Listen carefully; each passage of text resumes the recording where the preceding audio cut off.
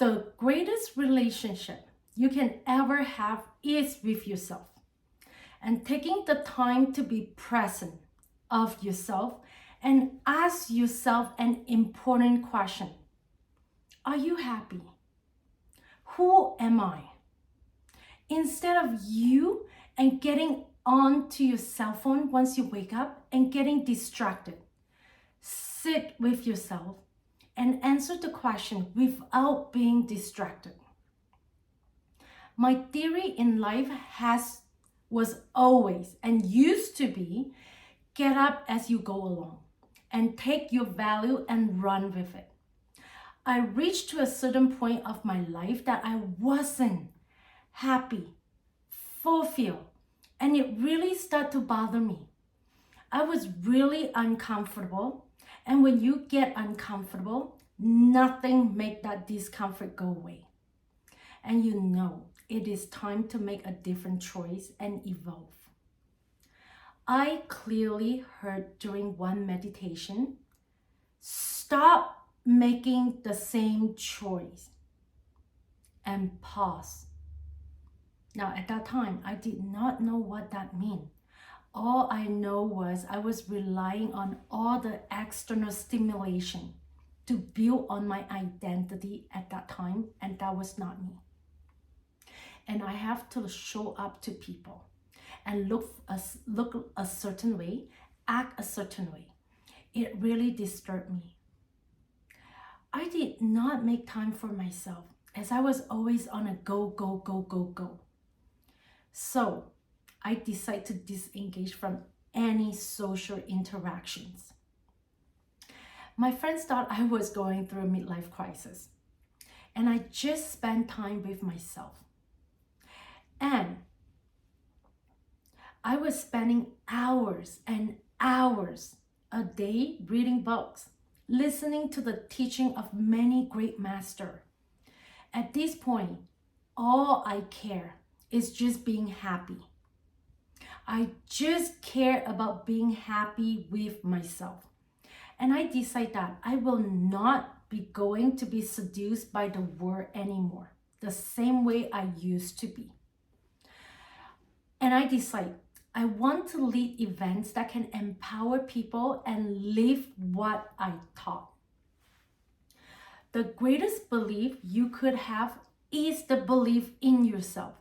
And when you believe in yourself, you believe in possibilities.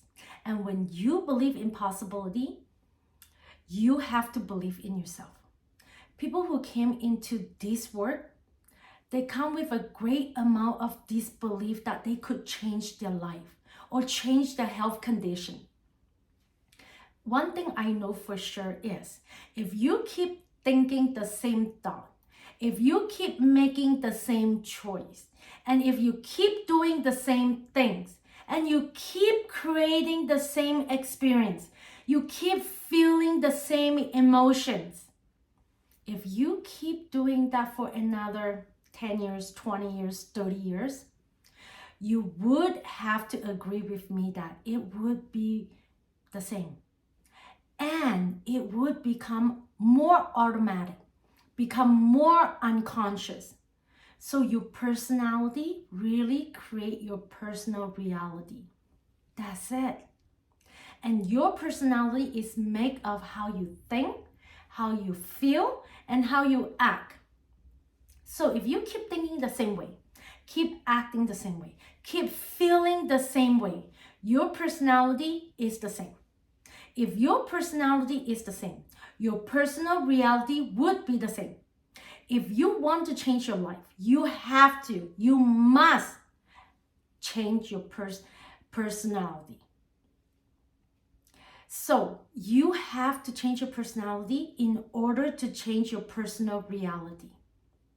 So you have to think what you have been thinking about and decide if you want to believe that anymore. And when does that story ever end? It is the moment you become so conscious of that thought you are so tired of. You are so aware of it that you would never let it slip by your awareness ever again. You catch yourself complaining. you catch yourself blaming, and you catch yourself making excuses and feeling for yourself. And that has been your unconscious program. And that moment, when you become conscious of your unconscious behavior, character, habit, you are out of the program. You are only in the program when you are unconscious. And it takes enormous amount of energy, an enormous amount of energy to separate from that program. And then there is those emotions that you feel every single day that are so familiar to us, and we don't even know what they are. We feel guilty, and we don't even know what is guilt. It is just how we feel. The stronger the emotions we have to the experience of our life, the more outer we are inside of us. The chemistry changes the inside of us.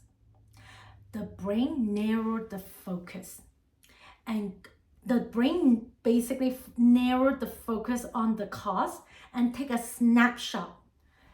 If the brain take a snapshot on a series of the event that happened, and that is called a long-term memory. So it makes sense then. Every time the person relives that event in their life, they're making the same chemistry. And their brain and their body literally believe it is living the same exact experience over and over and over again. Now, the body is so in the past, it becomes the mind of the past.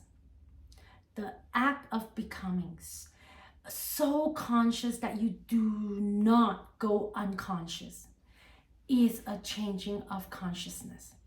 How many times do we have to forget until we stop forgetting and start remembering that it is the moment of change?